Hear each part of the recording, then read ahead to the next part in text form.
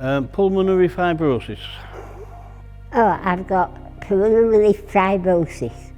I have COPD, which is just a narrowing of all the tubes and things go to the lungs. It's called pulmonary fibrosis, but it's a degenerative thing. Pulmonary rehab is offered to patients with chronic respiratory lung disease. People who come to pulmonary rehabilitation, it's for people with chronic lung conditions such as COPD, pulmonary fibrosis and bronchiectasis, and sometimes asthma. But basically any condition where patients suffer with breathlessness can benefit from the course. And they come to us and we help with their breathlessness. We can teach them ways to manage their breathlessness, ways to manage, clear their chest if that's things they're struggling with. We look at managing medications, and it's sort of a programme that lasts 6 weeks, and it's got exercises involved and education sessions as well. I had about 5 or 6 asthma attacks all in 1 week and a couple of chest infections on top of that, and that just sort of hammered me lungs. I was short of breathing, short of breath, and I've never regained it since. Well, with COPD you get flare-ups. I've had several flare-ups in the past year and ended up in hospital last year. It's a very worrying and frightening experience when you can't get your breath, especially going upstairs or walking very far. Weather can alleviate some of the symptoms, but it can also worsen them. So overall, it's a bloody nuisance. A bit difficult to say. It's only about a third of my lungs working, maybe a third to half of my lungs working. The bottom half's got infection in it, which will never get any better. And that's it really, it's just lung problems, not asthma or anything like that. It's just that I have difficulty getting oxygen into my lungs. I went to doctors and then I went to see oxygen nurses, and they tested me as we've done today, and then they asked me if I'd like to attend this course. So often people arrive to pulmonary rehab and they're quite worried about coming because they're very breathless, so often the main symptom that they struggle with is breathlessness, and sometimes that can be a barrier to them wanting to exercise because they're quite anxious about becoming more breathless. But in reality, often people really benefit from coming to the programme. They actually realise that they can manage their breathlessness much better through learning breathing techniques and actually understanding that they can exercise and it's safe to exercise with breathlessness, and they can help to kind of pace themselves and manage their condition better. And they're really keen to get involved because they really want to help themselves and get involved with what they're doing. And then understandably, we get people who have been suffering with these conditions for a long time, so they can be quite anxious about coming into a environment where they're going to have to be getting breathless and doing exercises. So really it's just about putting those people at ease and explaining what's involved, making them feel more comfortable. A lot of feedback we get is that when people are in the group setting, a lot of those anxieties go away, because when they've tried to go to gyms and spaces like this on their own, they feel a bit isolated, they're coughing, they're spluttering, they feel like everyone's looking at them. But when they're in an environment and they're all in the same boat, that sort of goes away because they realise that it's okay to be breathless, everyone in the room is breathless, and they're just working through it together. It's been absolutely wonderful. It wasn't quite what I expected. I was thinking there'd be more talking about breathing rather than all exercises that we did. But exercise obviously are beneficial because I've just been told that I've improved with my oxygen levels. I feel I've improved, but I think if I've got to carry on doing these exercises, it's a shame classes couldn't go on a bit longer. Coming here, I've been given the confidence to go out and do what I want to do without worrying too much about it, and I know how to deal with it. That's the main thing, knowing how to handle and manage your condition. They've brought us all to a different level. I definitely have got more confidence and feel better in myself. Mood has improved and everything. It's just amazing. Yeah, I've enjoyed it. And as I say, the courses, that's one. Giving up smoking, that's another one. Carrying on with the exercises. Just living it day to day, but trying as best I can to preserve the rest of my life.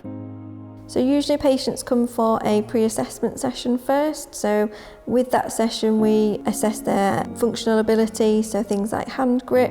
We look at physiological measures as well, like blood pressure, heart rate, oxygen saturations. We also look at physical measures, so we look at your strength through the hand grip. We look at your exercise tolerance through exercise testing. We do your 6-minute walk test, you do the questionnaires in between times, and then we get you signed up for a start date, and then we take it from there. Once patients started on the programme, they attend for their first session, and often they're guided through the exercises the first time that they come. We show them what to do, how to kind of do the exercises in terms of checking technique. We may well adapt exercises for those who are maybe limited with a musculoskeletal condition, which means they can't do certain exercises, or if they're unable to walk to do their exercises, they may do a seated programme. So first session, really getting to know what they can do in terms of the exercises and how we might need to adapt it. Well, we do marching, walking, and some weights, but very minimum weights, and just general exercises, arms, legs, getting your core straight and balance and everything else. Just a really good all-round course.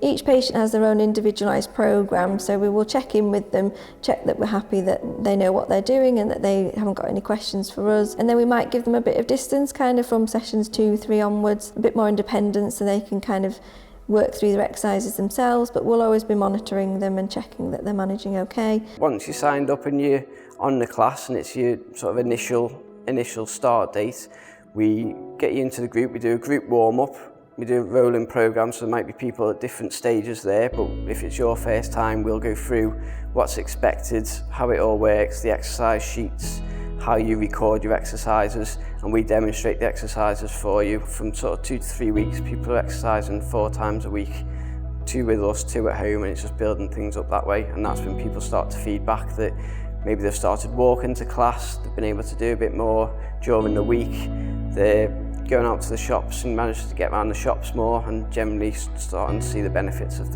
being on the course. At this point we will start to discuss with them their kind of onward exercise plans. We might discuss what's appropriate for them to continue the exercises once they've been discharged, community-based programmes, or reiterating their home exercise programme. So on your final session, once we sort of tie up all the exercise and things, we do your post-assessment. So we repeat all the questionnaires from the first pre-assessment that we do, and we do all the same testing, and we look at how hopefully you've improved and what changes you've made from being on the course.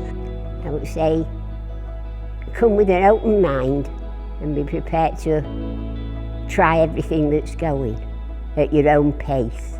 They don't rush you or anything. You can take it slow and easy, or do a bit faster if you feel up to it.